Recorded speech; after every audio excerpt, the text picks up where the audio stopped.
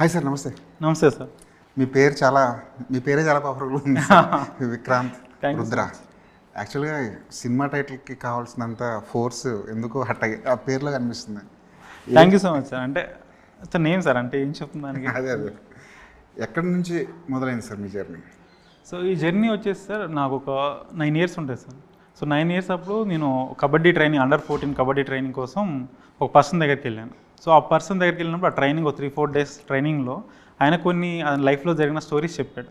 ఆ స్టోరీ అనేది జస్ట్ నా బ్రెయిన్లో ఉండిపోయింది. ఆఫ్టర్ దట్ నేను కాలేజ్ ఎడ్యుకేషన్లో పడిపోయి కంప్లీట్ నా గ్రాడ్యుయేషన్ టైం దాకా వెళ్ళిపోయింది సార్.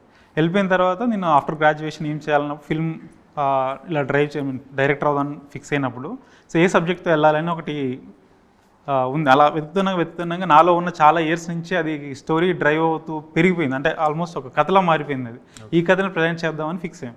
ఈ స్టోరీని ఎలా ప్రజెంట్ చేయాలి, ఇప్పుడు డాక్యుమెంటరీ స్టైల్లో చేయాలా, తర్వాత ఒక థియేటర్ ప్లేలా చేయాలని ఒక పాయింట్ వచ్చినప్పుడు ముంబై పృథ్వీ థియేటర్లో వెళ్ళి దీన్ని థియేటర్లో ప్లాన్ చేద్దామని రైటింగ్ స్టార్ట్ చేసాం.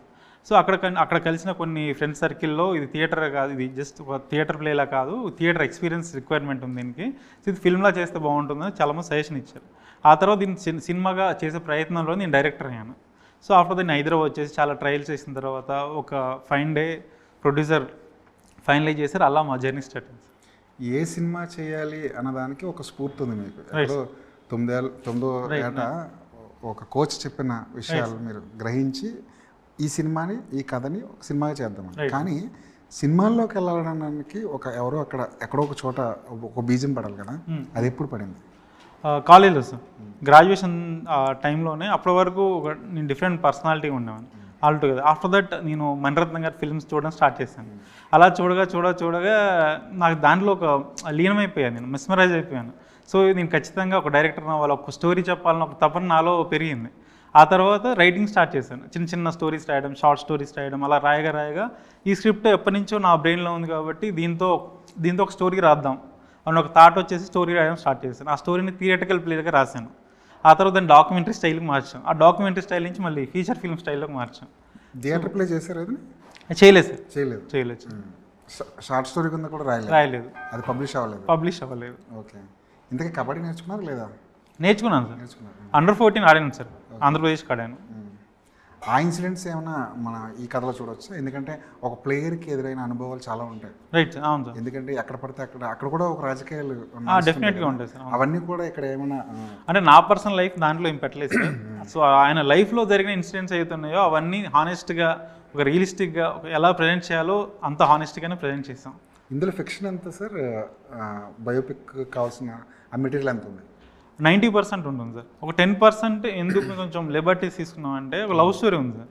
ఆ లవ్ స్టోరీ ఆయన ఎలా లవ్ చేశారో తెలియదు, ఎలా అప్రోచ్ అయ్యారో తెలియదు మనకి. సో బట్ ఆయన లవ్ చేశారు, ఆయన లైఫ్లో ఒక లవ్ ఉందని తెలుసు. సో దాన్ని కొంచెం నా విజన్లో నేను అలా ప్రొజెక్ట్ చేయాల్సి వచ్చింది తప్ప. సో రిమైనింగ్ ఎవ్రీథింగ్ అక్యురసీతో ఉంచాం. పేరుతో సహా అంటే పేరుతో సార్ అర్జున్ చక్రవర్తి అనే పేరు ఉంది కదా సార్. సో ఆయనకి ఇంకో వేరే పేరు కూడా ఉంది. సో ఇది గేమ్లో ఆయన అర్జున్ చక్రవర్తి అని పిలిచేవాళ్ళు. సో అది మేము ఎస్టాబ్లిష్ చేస్తాం ఫిల్మ్లో. అంటే మీరు ఎప్పుడైతే టీజర్ చూసానో నేను సెర్చ్ చేయడం మొదలెట్టాను, అర్జున్ చక్రవర్తి నిజంగా ఉన్నారా, ఉంటే ఎలా ఉన్నాడంటే నాకు ఎక్కడ అర్జున్ చక్రవర్తి కనిపించలేదు. ఎటువంటి మెటీరియల్స్ లేవు సార్. లేవు. 1980లో జరిగిన స్పోర్ట్స్ అయితే ఉన్నాయో, సాఫ్ గేమ్స్ కానీ, తర్వాత అప్పుడు 1990లో జరిగిన ఏషియన్ గేమ్స్ కానీ, ఆ మెటీరియల్ కూడా లేవు సార్. చాలా ఆర్కీవ్స్కి వెళ్ళి ఢిల్లీకి వెళ్ళి రీసెర్చ్ చేసాం. దానిలో చిన్న ఇన్ఫర్మేషన్ దొరికాయి. ఆ తర్వాత అక్కడ ఆడిన ప్లేయర్స్ ఎవరైతున్నారో ఆ టైంలో వాళ్ళు కొంతమంది మీట్ అయిన తర్వాత చాలా ఇన్ఫర్మేషన్ దొరికి అంతా గ్యాదర్ చేసి ఫిల్మ్ని రాశాను. ఓకే. ఇప్పుడు మీ కోచ్ కూడా మీకు ఏమైనా అనదర్ ఎక్స్ట్రా డీటెయిల్స్ ఏమైనా చెప్పారు సార్? ఇప్పుడు ఆయన ఉన్నారా? లేదు సార్, ఆయన చనిపోయారు 2004లో. అదొకటి కొంచెం ఉండుంటే చాలా బాగుంది సార్. ఆయన సపోర్ట్ ఇచ్చేవారు, ఇంకో డీటెయిల్ ఇంకా మాకు బాగా చెప్పేవారు. సో షూట్ టైంలో ఆయన ఉంటే బాగుండేది అనిపించింది సార్. ఒక కథ రాయడం వేరు, ఒక రియల్ ఇన్సిడెంట్స్ని స్ఫూర్తిగా తీసుకొని ఒక స్క్రిప్ట్ తయారు చేయడం వేరు, దాన్ని మీరు స్క్రీన్ మీద తీసుకురావడం చాలా ఇబ్బందులు ఉంటాయి. ప్రాక్టికల్గా కొన్ని అనుకున్నవి జరగవు. దాన్ని ఎలా ఫేస్ చేస్తారు? అలాంటి ఏమైనా ఇబ్బందులు ఏమైనా ఏర్పడ్డాయా? అటువంటి ఇబ్బందులు ఏం జరగలేదు సార్. సో ఫ్రమ్ అంటే మేము స్టార్ట్ అయినప్పుడు దీన్ని ఈ స్క్రిప్ట్ ఫైన్ లాక్ అయిన తర్వాత ఎంత ఆనెస్ట్గా మేము రాసామో అంతే ఆనెస్ట్గా తీసుకెళ్ళాలి, దాని మధ్య కొంచెం సినిమాటిక్ ఎలిమెంట్స్ కానీ ఓవర్ డ్రామటైజేషన్ కానీ చేయకూడదని ఫిక్స్ అయిపోయింది సార్. సో ఫిక్స్ అయ్యి ప్రొడ్యూసర్ గారు నరేట్ చేసినప్పుడు కూడా, ఆయనతో డిస్కస్ చేసినప్పుడు కూడా ఆయన కూడా గ్రీన్ సిగ్నల్ ఇచ్చారు మాకు. సో మీరు ఏ విజన్తో వెళ్తా అనుకున్నా అదే విజన్ స్టిక్ అవునామండి. సో చాలా ఎక్స్టర్నల్ ఫోర్సెస్ వస్తాయి మీరు షూట్ చేసే టైంలో కానీ, వేరే వాళ్ళు మీరు చూసిన ఫుటేజ్ చూసినప్పుడు కానీ వాళ్ళ సజెషన్స్ అవి వస్తుంటాయి. బట్ అవన్నీ మీరు బిలీవ్ చేయొద్దు, మీరు ఏదైతే స్టిక్ అయ్యారో దానికి స్టిక్ అవ్వండి ఆయన ముందే చెప్పారు. సో మేము చాలామంది చూశారు, చాలా సజెషన్స్ చెప్పారు. బట్ మీ ఏదైతే విజన్ని మీ బిలీవ్ చేస్తామో దాన్ని చేయడానికి 100% అచీవ్ చేసింది సార్. ఏ స్పోర్ట్స్ డ్రామా తీసుకున్నా రైట్ సార్, ఒక ఆటగాడి ఉచ్చదశ ఉంటుంది, ఒక అండర్డాగ్ ఒక హీరో అవ్వడం ఉంటుంది, అక్కడ నుంచి మళ్ళీ కింద పడడం ఉంటుంది, మళ్ళీ ఇక్కడ నుంచి మళ్ళీ ఒక హీరో అవ్వడం ఉంటుంది. ఇదే గ్రాఫ్ ఉంటుంది ఏ స్పోర్ట్స్ డ్రామా తీసుకున్నా. ఇందుకు విరుద్ధంగా ఇందుకు భిన్నంగా ఏమైనా మీ సినిమాలో చూపించబోతున్నారు? 100% సార్. అంటే ఈ సినిమా అర్జున్ చక్రవర్తి అనే సినిమా వచ్చేసి ఒక ప్లేయర్ గ్లోరిఫైయింగ్ ఎండ్ అయిపోయిన తర్వాత, సో ఇప్పుడు వచ్చిన స్పోర్ట్ ఫిల్మ్స్ అనేవి అతను అండర్ డాగ్ నుంచి ప్లేయర్ అవుతాడు, ఫైనల్గా డ్రాప్ అయిపోయి మళ్ళీ ఇండియాకి ఆడడానికి ట్రై చేస్తాడు. ఇండియాకి ఆడడానికి ట్రై చేసి ఫైనల్గా ఇండియాకి ఆడిన తర్వాత అతను అచీవ్మెంట్ తోటి ఫిల్మ్ ఎండ్ అయిపోతుంది. ఈ ఫిల్మ్ వచ్చేసి అచీవ్మెంట్ తర్వాత ఏం జరుగుతుంది, ఒక ప్లేయర్ అతను ఒక పీక్ టైంలో ఉన్నప్పుడు అందరూ రికగ్నైజ్ చేస్తాం, పీపుల్ అంతా తెలిసిపోద్ది. ఆ పీక్ ఎప్పుడైతే డౌన్ అయిపోద్దో, చాలామంది అథ్లెట్స్ రియల్ లైఫ్లో కూడా ఇప్పుడు చాలామంది కూలి పనులు చేసుకుంటున్నారు, తర్వాత మేస్త్రి పనులు చేసుకుంటున్నారు, చాలామంది అథ్లెట్స్ ఏషియన్ గేమ్స్ ఆడిన వాళ్ళు చాలామంది మీకు తెలిసే ఉంటారు. సో అటువంటి స్టోరీనే ఇది. సో వాళ్ళ లైఫ్ ఏమవుద్ది, ఒక గ్లోరిఫైయింగ్ ఎండిన తర్వాత ఒక ప్లేయర్ లైఫ్ ఏమవుద్ది, అతను పీక్లో ఉన్నప్పుడు అందరూ అతను గుర్తుంచుకుంటారు. ఇప్పుడు అర్జున్ చక్రవర్తి లైఫ్ ఏది ఉందో మన దగ్గర ఉన్న పీపుల్, నల్గొండ బ్యాక్డ్రాప్లో జరిగిన సబ్జెక్ట్, వాళ్ళ పీపుల్ కూడా మర్చిపోయారు ఆ లైఫ్ ఏం జరిగింది, ఆ స్టోరీ ఏం జరిగింది అనేది. మీరు రీసెర్చ్కి వెళ్ళినప్పుడు ఓకే ఇలా జరిగిందా అంటే మేము చెప్తేనే వాళ్ళు సర్ప్రైజింగ్గా ఫీల్ అయ్యారు. సో అటువంటి ఒక మర్చిపోయిన స్టోరీని, ఒక మర్చిపోయిన ఒక ఆటగాడి స్టోరీని ఒక ఎంత హానెస్ట్గా ప్రజెంట్ చేయాలో అంత హానెస్ట్గా ఈ ఫిల్మ్ ప్రజెంట్ చేసింది సార్. చెక్ ది ఇండియా కూడా ఇదే ఫార్మాట్లో ఉంటుందేమో, ఎందుకంటే ఒక ఆటగాడు అది కోచ్ అవుతారు సార్ ఆయన.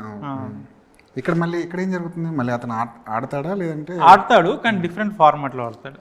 ఓకే, అంటే అర్జున్ చక్రవర్తి మన తెలుగు అతను సార్, తెలుగు అతను నల్గొండ అతను. అంటే చాలా మంది తెలియని విషయం అనుకో. తెలియదు సార్, అవును తెలియదు. ఓకే, అతను ఏమేమి ఆడాడు సార్? ఒలింపిక్స్ కూడా ఆడాడు? లేదు, ఒలింపిక్స్ ఆ టైంలో కబడ్డీ ఒలింపిక్స్లో లేదు సార్. అంటే 1936లో బెర్లిన్లో ఒలింపిక్స్ జరిగేది సార్. ఆ టైంలో మన హనుమాన్ వ్యాయామశాల అని మన ఇండియా నుంచి రిప్రజెంట్ చేసి అక్కడ గేమ్ని రిప్రజెంట్ చేశారు. ఆ తర్వాత ఏమైందంటే అక్కడ హిట్లర్ ఉండేసి అక్కడ మన ఇండియా డామినేషన్ చూసేసి ఆ గేమ్ని అప్పనే తీసేసాడు. ఒలింపిక్స్ నుంచి అప్పటి నుంచి ఇప్పటివరకు లేదు. సో ఇప్పుడే పెడదాం ట్రై చేస్తున్నారు. సో హ్యాపీ చూద్దాం అనుకుంటున్నాను. సో ఈ ఎరా వచ్చేసి సౌత్ ఏషియన్ గేమ్స్ మీద ఉంటుంది సార్ ఫిల్మ్ అంతా. సో 1985, 87, 89లో జరిగిన సౌత్ ఏషియన్ గేమ్స్ అయితే ఉన్నాయో ఆ బ్యాక్డ్రాప్లో ఫిల్మ్ ఉంటుంది. యాక్టర్స్ని ఎంచుకోవడం ఎలా జరిగిందండి? ఈ ఫిల్మ్ వచ్చేసరికి ఏంటి సార్, కొంచెం రా ఫేసెస్ కావాలి, కొంచెం ఆనెస్టీ పర్ఫార్మెన్సెస్ కావాలి. సో ఆల్రెడీ ఎస్టాబ్లిష్ ఉన్న యాక్టర్స్ ఈ 4.5 years కమిట్మెంట్ అంటే ఇవ్వలేరు. సో ఆటోమేటిక్గా కొత్త వాళ్ళతో వెళ్దామని ఫిక్స్ అయిపోయి చాలామంది ఆడిషన్ చేయగా 1000 people ఆడిషన్ చేసిన తర్వాత విజయ్ రామరాజు ఆడిషన్కి వచ్చాడు సార్. ఆడిషన్కి వచ్చిన తర్వాత తను చేసిన పర్ఫార్మెన్స్, తన ఐస్లో నాకు ఒక రియలిస్టిక్నెస్, ఒక ఆనెస్టిక్ అనిపించింది. సో ఇతను పర్ఫెక్ట్గా మ్యాచ్ అవుతాడని తీసుకున్న తర్వాత 2 months మేము ఒక అగ్రిమెంట్లో దిగాం. సో వెదర్ మనం చేయొచ్చు చేయకపోవచ్చు, ఒక 2 months వర్క్షాప్ చేద్దాం, ఇద్దరు సింకప్ అయిందా ముందుకెళ్దాం, లేదంటే డ్రాప్ అవుదామని ఫిక్స్ అయింది సార్. అలా 2 months మేము వర్క్షాప్ చేసిన తర్వాత మాకు అనిపించింది సో అర్జున్ చక్రవర్తి విజయ్ రామరాజు మాత్రమే పర్ఫెక్ట్ చేయగలడు అనిపించింది. ఆ తర్వాత మళ్ళీ 4 months వర్క్షాప్ పర్ఫెక్ట్ చేసిన తర్వాత, లుక్ టెస్ట్ చేసిన తర్వాత కంప్లీట్గా Day 1 షూట్లో అతను అర్జున్ చక్రవర్తి కాస్ట్యూమ్ వేసుకొని అలా సెట్లోకి వస్తుంటే నాకు రియల్ లైఫ్లో మా గురువు గారు చూసిన ఫీలింగ్ నాకు కలిగింది సార్. సో అక్కడే నేను సక్సెస్ అయ్యాను ఫీలింగ్ అనిపించింది. కానీ విజయ్ రామరాజు మైండ్లో ఎక్కడో ఒక రన్ అవుతుంటుంది, నేను ఇంత కష్టపడుతున్నాను ఈ సినిమాకి, రేపు ఉంటానో ఉండను, సెట్కి వెళ్తే లేదు మన ఇద్దరికి ట్యూన్ అవ్వట్లేదు, ఇంకొక హీరో దొరికాడంటే అతని పరిస్థితి ఏంటి, నా పరిస్థితి ఏంటి అన్న డైలమా అలాంటి యాక్టర్కి ఉండొచ్చు కదా ఆ టైంలో. అంటే స్టార్టింగ్లో ఉంది సార్. అంటే 2 months మేము అయితే ఏదో అగ్రిమెంట్లో దిగామో అప్పుడు అతనికి కొంచెం డైలమా ఉంది. 2 months తర్వాత నేను కాన్ఫిడెన్స్ ఇచ్చాను, నువ్వే చేస్తున్నావు, ఇంకెవరు ఆప్షన్కి వెళ్ళట్లేదు అన్నప్పుడు అతను చాలా కాన్ఫిడెంట్గా సో ఇంక వర్క్షాప్ అక్కడి నుంచి మేము ఎవ్రీడే 6 hours 7 hours అలా వర్క్షాప్ చేసి 4 months తర్వాత లుక్ టెస్ట్ కూడా చేసుకున్న తర్వాత షూట్కి వెళ్ళాను సార్. నాకు ఆ టీజర్లోనే అతను మేకవర్ రైట్, ఫస్ట్ సీన్లో ఫస్ట్ ఫ్రేమ్లో నాకు ఎలా కనిపించాడు, చివరి ఫ్రేమ్లోకి వచ్చేసరికి మేకవర్ పూర్తిగా చేంజ్ అయిపోయింది. ఇది ఎలా సాధ్యమైంది, దానికోసం ఏం చేశారు, ఫస్ట్ ఎలాంటి సీన్లు చేశారు, తర్వాత ఏ ఎపిసోడ్ చేశారు? అంటే సార్ ఈ సినిమా మేము స్టార్ట్ చేసినప్పుడు ఒక 8 variations ఉన్నాయని ముందే ఫిక్స్ అయింది సార్. ఈ 4.5 years ఎందుకు పట్టిందంటే ఆ వేరియేషన్స్కి ఎక్కువ టైం టేకింగ్ అయింది. సో ఈ 8 variations ఉన్నప్పుడు విజయ్ రామరాజుతో మేము మాట్లాడినప్పుడు సో చేసేద్దాం, మనం ఏదైనా చేసేద్దామని ఫిక్స్ అయ్యాం సార్. అలా షూట్ స్టార్ట్ అయిన తర్వాత ఫస్ట్ ఒక ఫుల్ వెయిట్ ఉన్న, అంటే మీ ఫిల్మ్లో చూడలేదు, టీజర్ రాలేదు అది. సో 110 kilos లుక్ ఉంటుంది సార్. ఆ లుక్ ఫస్ట్ షూట్ చేసిన తర్వాత మెల్లిమెల్లిగా డౌన్ చేసి చేస్తున్నాం. బట్ ఒక సర్టెన్ టైంలో మాకేమైంది అంటే ఆ స్నో బ్యాక్డ్రాప్లో షూట్ చేయాల్సి వచ్చింది. అప్పటికి అతను వెయిట్ వచ్చేసి 100 kilos వరకు ఉన్నాడు. 100 నుంచి 76 kilos డ్రాప్ అవ్వాలి. ఆ డ్రాప్ అయ్యే ప్రయత్నంలో చాలా కష్టపడ్డాడు. ఒక 2 months తర్వాత అతనే వెయిట్ లాస్ అవ్వాలి నా ఫీల్డ్లోకి వచ్చేసాడు. ఆ తర్వాత కూడా అతన్ని మెంటల్గా ఫిజికల్గా చాలా స్ట్రెయిన్ అయ్యాడు. అది నేను చూసి నేనే ఫీల్ అయ్యాను, అరే ఇంత స్ట్రెయిన్ చేస్తున్నాను ఒక పర్సన్ని అని. బట్ ఆఫ్టర్ దట్ అతనే వచ్చేసి విజువల్ మేమైతే షూట్ చేసాం, ఆ విజువల్ చూసిన తర్వాత పర్లేదు బ్రో ఇంత అచీవ్ చేసాము, ఇది చాలా చిన్న విషయం మేము చేసిన దానికంటే ఈ స్టోరీ చాలా బిగ్గర్ వే, ఏదైనా పర్లేదు ఎఫర్ట్స్ పెడదాం, మన లైఫ్ చేస్తున్నాం కదా, సో ఎఫర్ట్స్ పెడదామని కంప్లీట్గా దిగిపోయింది సార్. కానీ హెల్త్ మీద కూడా చాలా ప్రభావం చూపిస్తుంది కదన్నా. రైట్ సార్, వచ్చేసి సో హెల్త్ మీద వచ్చే తనకి ఇప్పుడు మీ షూట్ ఎగ్జాంపుల్ మీ కాశ్మీర్లో షూట్ చేస్తున్న టైంలోనే అక్కడ వచ్చేసి ఫుల్ -6 degrees ఉంది సార్. సో ఇక్కడ ఆల్రెడీ చాలా మన హైదరాబాద్ చాలా వేడిగా ఉంటుంది. ఇక్కడ నుంచి మేము అక్కడికి సడన్గా వెళ్ళిపోయేసరికి -6 degrees అయింది. ఆ రోజు నార్మల్గా వెదర్ కండిషన్కి అడాప్ట్ అయ్యేలాగా ఒక రౌండ్ చూడడానికి రెక్కిలా వెళ్ళిన తర్వాత నెక్స్ట్ డే ఇమీడియట్గా అతను చాలా ఫీవర్ వచ్చేసింది. అతను ఆల్మోస్ట్ ఫ్యాట్ లేదు బాడీలో, 6 pack చేస్తారు, ఫ్యాట్ లేదు బాడీలో. సో ఆటోమేటిక్గా ఆ కోల్డ్కి ఫీవర్ వచ్చేసింది. అందరు క్రూ అంతా డల్ అయిపోయాం. అంటే ఇప్పుడు మీరు షూట్ చేయాలా వద్దా అని ఒక చిన్న సందిగ్ధంలోకి వచ్చేసాం. సో అందరం ప్యాకప్ చేస్తున్న టైంలో ఒక్కసారి వెళ్ళి హీరో అంటే విజయ్ రామరాజు కలిస్తే ఇంత దూరం వచ్చాము, సేమ్ అయితే ఏమైంది, ఫీవర్ ఉంటే ఏంటి, మనం అచీవ్ చేసి మొత్తం ఫినిష్ చేసి వెళ్దాం, ఏదైనా పర్లేదు, నేను స్ట్రాంగ్గా నిలబడతా అని తను సపోర్ట్ చేయడంతో అక్కడ షూట్ ఫినిష్ చేసి రాగలేము. నిజంగా 4.5 years పాటు ఒక ఎమోషన్ని మనం ఒకే ఎమోషన్ని పట్టుకుని సినిమా తీయడం అనేది మామూలు విషయం కాదు. ఎప్పుడైనా సరే 4.5 సంవత్సరాలు అయిపోతుంది, ఈ సినిమా ఎప్పుడు వస్తుంది, ఎప్పుడు చూస్తారు జనం, ఈ కథ ఎప్పుడు చెప్తాను, చెప్పగలనా లేదా, వస్తుందా లేదా, ఇలాంటి టెన్షన్స్ ఒక డైరెక్టర్ మీకున్నాయా? అసలు లేవు సార్. అంటే మేము స్టార్టింగ్ నుంచి ఫిక్స్ అయిపోయాం సార్. సో ఇది ఇంత టైం పడుతుందని ఫిక్స్ అయిపోయి దిగాం. సో స్టార్టింగ్ మళ్ళీ ఇంకా బ్యాక్ వెళ్ళిపోయి ఇంత టైం ఏందని నాకు ఎప్పుడు అనిపించలేదు సార్ డైరెక్టర్గా. ఎందుకంటే నాకు కంటిన్యూస్గా వర్క్ ఉంది. అంటే నేను చేసిన వర్క్ నాకు చూసుకున్నప్పుడే ఎవ్రీడే నాకు ఇంప్రూవ్మెంట్స్ చేయాలనిపిస్తుంది. సో ఎవ్రీడే వర్కింగ్ చేయడం, తర్వాత నా వర్క్ని చూసుకున్నప్పుడే సంథింగ్ అనుకున్నది అచీవ్ చేసాం, ఇంకా నెక్స్ట్ కూడా దీనికంటే బియాండ్ వెళ్ళాలి తప్ప మనం డౌన్ అవ్వకూడదని ఒక సెల్ఫ్ మోటివేషన్తోనే ఫిల్మ్ అంతా ఫినిష్ చేసాను సార్. నేను ఎక్కడ డౌన్ ఫీల్ అవ్వలేదు. సినిమా చూస్తున్నప్పుడు మీరు యశస్ అయ్యని చూస్తున్నప్పుడు ఈ కథకు ఒక స్టార్ హీరో పడుంటే ఎలా ఉండేది అని ఎప్పుడైనా అనిపించిందా? స్టార్ హీరో పడుంటే నెక్స్ట్ లెవెల్ వెళ్ళేది సార్. కానీ ఇక్కడ కొన్ని క్లాజెస్ ఉన్నాయి. సో అతను ఫిజికల్ వేరియేషన్స్ చేయాలి, 8 వేరియేషన్స్ చేయాలి అంటే ఏ స్టార్ హీరో వచ్చి చేస్తారు ఇప్పుడు? సో చేస్తారని కూడా నాకు అవకాశం ఇవ్వాలి కదా యాజ్ అ డెబ్యూట్. అంటే ఒకవేళ నిజంగా ఒక అవకాశం ఉందనుకోండి, మీకు అవకాశం ఉంటే చేసామన్నా కూడా, బట్ నేను అది ఆలోచించలేదు ఆ టైంలో. ఇప్పుడు కబడ్డీ ఇప్పుడు వేరే రూపం సంతరించుకుంది. కబడ్డీ ప్రో కబడ్డీ అంటూ ఏదో వచ్చింది. ఇది వరకు కబడ్డీని పెద్దగా పట్టించుకున్న జనం కూడా ఇప్పుడు పట్టించుకుంటున్నారు. ప్రో కబడ్డీకి స్టేడియంస్ అన్నీ ఫుల్ అవుతున్నాయి, ఎక్కడో ఒక చిన్న గ్లామర్ వచ్చింది.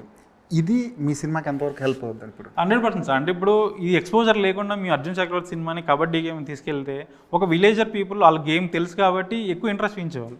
ఇప్పుడు ఆల్ లార్జర్ ఆడియన్స్ అయిపోయారు. ఆ గేమ్ అనేది అందరికి తెలిసిపోయింది, ఈ గేమ్ ఏంటి, రూల్స్ ఏంటి, టెక్నికల్ వాల్యూస్ ఏంటి దాంట్లో ఉన్నాయి, అందరూ తెలిపోవడం వల్ల మాకు చాలా ఈజీ అయిపోయింది సార్. అంటే మీ ఫిల్మ్లో టెక్నికల్గా ప్రజెంట్ చేయని అవసరం లేదు, ఎమోషనల్గా వెళ్తే సరిపోద్ది. సో సినిమా కూడా ఏంటంటే మోర్ టెక్నికల్గా కాకుండా ఎమోషనల్ వేనే ప్రజెంట్ చేసాం. కబడ్డీ ప్లేయర్స్కి ఎవరికైనా చూపించారా సినిమా? సార్ చూపించాను సార్. అందరు చాలా, అంటే వాళ్ళు ఫీల్ అయింది ఏంటంటే 1980s జరిగినప్పుడు ఒక టోర్నమెంట్స్ ఎలా జరిగాయో రియలిస్టిక్గా చూసినప్పుడు అలానే ఫీల్ అయ్యారు. ఇది ఒక సినిమా లాగా వాళ్ళు ఫీల్ అవ్వలేదు, చాలా రియలిస్టిక్ పర్ఫార్మెన్స్. దాంతోపాటు కబడ్డీ ప్లేయర్స్ ఎవరుతున్నారో వాళ్ళు ఎవరిని యాక్టర్స్ని పెట్టలేదు సార్. అందరూ డిస్ట్రిక్ట్ లెవెల్ ప్లేయర్స్ కానీ state level players, pro kabaddi players ఉన్నారు. వాళ్ళందరినీ తీసుకొచ్చి ఆల్మోస్ట్ ఒక 4 months ట్రైనింగ్ క్యాంప్లో పెట్టాం. సరూర్ నగర్లో ట్రైనింగ్ క్యాంప్ ఉంది. ఆ ట్రైనింగ్ క్యాంప్లో ఇండియన్ కోచ్ ఉన్నారు. సో వాళ్ళతో ట్రైన్ చేయించేసి ఎగ్జాక్ట్గా అనుకున్న షూట్ చేసిన షార్ట్స్ చేస్తుంది అవన్నీ పర్ఫామ్ చేయించేసి షూట్ తీసుకొచ్చి చేసాం సార్. మరి వాళ్ళు ప్లేయర్స్ని తీసుకురావడం అంటే ఓకే, ఇలాంటి సినిమాలకు అదే చేస్తారు, కానీ వాళ్ళని 4.5 years హోల్డ్ చేయాలి మళ్ళీ. అంటే 4.5 years వాళ్ళని హోల్డ్ చేయలేదు సార్. ఎందుకు అంటే 1980sలో ఒక మ్యాచ్ ఉంటుంది.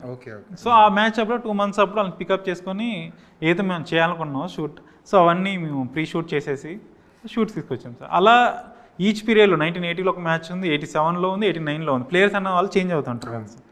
సో అలా మేము హోల్డ్ చేయని అవసరం లేకుండా ప్లేయర్స్ని. స్పోర్ట్స్ డ్రామాల్లో మీకు బాగా నచ్చింది సార్? నాకు బాగ్ మిల్క్ బాగా అంటే చాలా ఇష్టం సార్ సినిమా. సో చాలా దానికి రియలిస్టిక్గా హానెస్ట్గా ఉంటుంది ప్రజెంటేషన్, నాకు చాలా ఇష్టం సార్ అసలు. తెలుగులో ఎందుకు సార్ మనకు స్పోర్ట్స్ డ్రామాలు పెద్దగా రావు? దాని రీజన్ ఏంటి? అంటే రీజన్ ఏం లేదు సార్, ఇప్పుడు మనం తెలుగు ఆడియన్స్ ఏది ప్రాపర్ ప్లాన్ చేసినా చూస్తారు సార్. అంటే మన యాజ్ అ రైటర్గా డైరెక్టర్స్గా మేము తీసుకురావట్లేదేమో అని నేను ఫీల్ అవుతున్నాను. సో ఆడియన్స్ అయితే ఆల్వేస్ యాక్సెప్ట్ చేస్తారు సార్. అంటే ఇప్పుడు మన మలయాళం సినిమాలు చూస్తున్నారు, కన్నడ సినిమాలు చూస్తున్నారు, హిందీ ఫిల్మ్స్ చూస్తున్నారు డబ్బిని. సో మన సినిమా ఎందుకు చూడరు సార్? 100% చూస్తారు. సో బట్ మనమే ప్రజెంట్ చేయట్లేదో అని అనుకుంటున్నాను. ఒక ప్లేయర్గా చెప్పండి సార్, ఒక కబడ్డీని ఆడిన ప్లేయర్గా చెప్పండి. కబడ్డీకి మళ్ళీ పూర్వవైభవం ఇప్పుడు ఎలా క్రికెట్లో ఎలా చూస్తున్నామో కనీసం ఇప్పుడు హాకీ కూడా మనకు అర్థమవుతుంది. అవును సార్, కదా, ఈ వైభవం రావాలంటే ఏం చేయాలి? అంతే సార్. అంటే ఇప్పుడు చాలామంది ప్లేయర్స్ ఎవరుతున్నారో, ఇప్పుడు చాలా district players, state level players, వాళ్ళు ఫినాన్షియల్గా చాలామంది స్ట్రగుల్ అవుతున్నారు. వాళ్ళంతా వచ్చిన రూరల్ బ్యాక్గ్రౌండ్ నుంచి వస్తున్నారు. సో వాళ్ళ పేరెంట్స్ ఎవరు కూలి పని చేసుకునే వాళ్ళు, వ్యవసాయం చేసుకునే వాళ్ళు, వాళ్ళందరినీ గవర్నమెంట్ టేక్ కేర్ చేసి ఎవరైతే ప్రతిభ ఉంటుందో ఆటగాళ్ళు వాళ్ళందరినీ ఒక క్యాంప్లో పెట్టి వాళ్ళకి ఫినాన్షియల్గా సపోర్ట్ చేయగలిగితే ఆటోమేటిక్గా వాళ్ళందరూ ఇండియన్ ప్లేయర్స్గా డెఫినెట్గా అవుతారు సార్. కాకపోతే ఏంటి సార్, ఒక పెద్ద డిబేట్ ఏంటంటే క్రికెటర్లకు ఇచ్చేంత రెమ్యునరేషన్ కానీ వాళ్ళ శాలరీ కానీ మిగతా ప్లేయర్స్కి ఎవరికి ఇవ్వట్లేదు. వీళ్ళు దేశం కోసం ఆడుతున్నారు, వాళ్ళు దేశం కోసం ఆడుతున్నారు. ఈ మార్పు, ఈ తారతమ్యాలు ఎప్పుడు ఆగుతాయి? అంటే ఫ్యూచర్లో అవుతాయి సార్, 100% అవుతాయి నేను బిలీవ్ చేస్తున్నాను. ఎందుకంటే ఇప్పుడే pro kabaddi just fine tune అవుతుంది. సో అలా డేస్ గడిచే కొద్దీ గేమ్ మన చాలామంది పీపుల్ తెలిసినప్పుడు ఆటోమేటిక్గా అది కొంచెం కమర్షియలైజ్ అవుతుంది. సో ఆటోమేటిక్గా గవర్నమెంట్ కూడా సపోర్ట్ చేసినప్పుడు చాలామంది ప్లేయర్స్, చాలా రూరల్ పీపుల్ ఎవరైతున్నారో చాలా బ్రిలియంట్ ప్లేయర్స్ ఉన్నారు సార్. వాళ్ళు ఎవరు ముందుకు రావట్లేదు, ఇండియాకి ఆడడానికి ఎవరు అంటే అవకాశం రావట్లేదు వాళ్ళకి అంత దూరం వెళ్ళడానికి. మేజర్ ప్రాబ్లం ఫినాన్షియల్ స్ట్రగుల్సే ఉన్నాయి. ఆ ఫినాన్షియల్గా మన గవర్నమెంట్ కానీ ఎవరైతే పీపుల్ వచ్చేసి హ్యాండ్ వేసి వాళ్ళకి సపోర్ట్ చేస్తే ఆటోమేటిక్గా ఇండియా లెవెల్లో వాళ్ళు ఆడారంటే ఆటోమేటిక్గా ఈ ప్రో కబడ్డీ కూడా అలోపు ఈ సెలబ్రేషన్ వచ్చేది గ్లోరిఫై అయినప్పుడు ఆటోమేటిక్గా అందరు ఆడియన్స్ చూసినప్పుడు వాళ్ళకి కూడా రెవెన్యూ పెరుగుతుంది. ఇండియాకి ఆడాలని అన్న గోల్ అప్పట్లో లేదు సార్ మీకు? ఉన్నా సార్, ఇండియాకి ఆడాలని గోల్ ఉంది. బట్ ఎడ్యుకేషన్ అలా వెళ్ళడం వల్ల అది సైడ్ ట్రాక్ అయిపోయింది. ఎవరి దగ్గర మీరు వర్క్ నేర్చుకోలేదు? లేదు సార్, నేర్చుకోవాలి. ఎక్కడ పట్టారు మరి? అంటే నా డైరెక్షన్ అంతా జస్ట్ ఫిల్మ్ చూసి నేర్చుకున్నాను సార్, అంతే. సో మణిరత్నం గారి ఫిల్మ్స్ అనేవి నాకు చాలా ఇష్టం. అంటే నేను నా గ్రాడ్యుయేషన్ టైం వరకు ఒక డిఫరెంట్ పర్సన్లా ఉన్నాను. ఎప్పుడైతే మలయాళం ఫిల్మ్స్ చూడడం కానీ, మణిరత్నం గారి ఫిల్మ్స్, ఓల్డ్ ఫిల్మ్స్ చూడడం కానీ చూసినప్పుడు నాకు ఆ వాల్యూ తెలిసింది. అంటే ఇంత బ్యూటిఫుల్గా 1990లో ప్రజెంట్ చేశారు, సో మనం ఎందుకు చేయకూడదు అన్న ఒక తపన పెరిగింది. సో ఆయన ఫిల్మ్ చూడడం తర్వాత క్రిష్ గారి, నాకు చాలా క్రిష్ గారి వర్క్స్ అంటే చాలా ఇష్టం. గమ్యం కానీ ఆ తర్వాత చాలా ఫిల్మ్స్ ఏదైతే ఉన్నాయో ఆ ఫిల్మ్స్ అన్నీ చాలా రియలిస్టిక్, ఆనెస్టిక్ ప్రజెంటేషన్ చాలా నన్ను టచ్ చేసాయి. ఏదో కొత్త చెప్పాలి, ఒక డిఫరెంట్గా చెప్పాలని ఒక తపన నాలో పెంచేశారు. సో దాన్ని నాకు డ్రైవ్ చేసాయి డైరెక్టర్ అవడానికి.